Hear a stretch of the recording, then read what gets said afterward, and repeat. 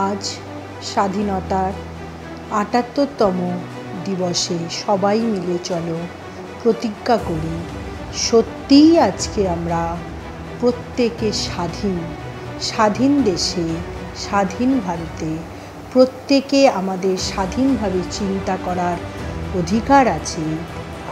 আমরা নারী পুরুষ নির্বিশেষে সবাই আমরা মানুষ, সবাই আমরা প্রত্যেকের পাশে।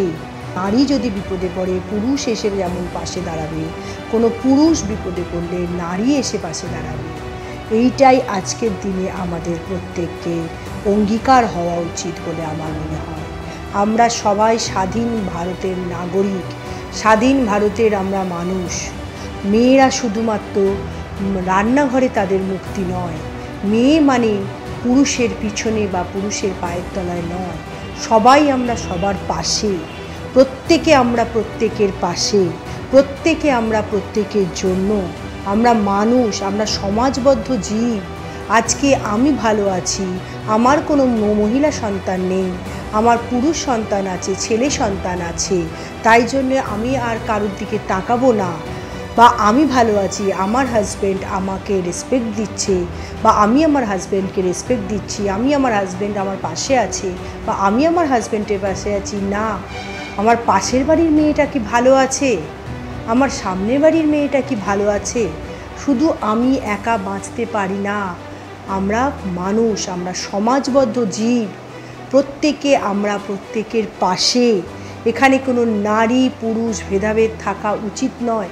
আজকের ৭৮তম স্বাধীনতা দিবসে এই অঙ্গীকারই আমাদের প্রত্যেকের করা উচিত। না হলে যে ঘটনাগুলো ঘটে যাচ্ছে আরজিকরের মতন হসপিটালে, সেই ঘটনাগুলো বারবার আর ঘটবে না যদি আমরা প্রত্যেকের পাশে দাঁড়াই, প্রত্যেকের চিন্তাভাবনাকে যদি সম্মান করি। আমরা নারীরা পুরুষকে সম্মান করি, পুরুষরা নারীকে যদি সম্মান করে। নারী মানে তাদের শুধু রান্নাঘরের মুক্তি নয়, নারী মানে তারা শুধু দাসীবৃত্তি নয়, নারী মানে তারা ভোগ্যপণ্য নয়।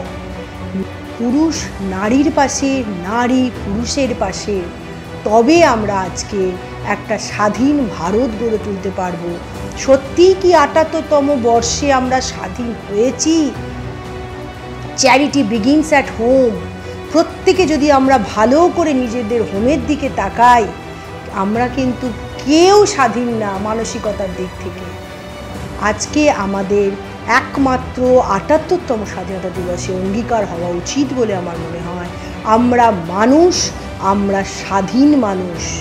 আমরা মহিলারা পুরুষদের রেসপেক্ট করব, পুরুষরা মহিলাদের রেসপেক্ট করব। আমরা মানুষকে সম্মান দেব, সম্মান দিলে তবে সম্মান পাওয়া যায়। আজকে এইটুকুনি বার্তা আমি রুমকি চক্রবর্তী সবার জন্য।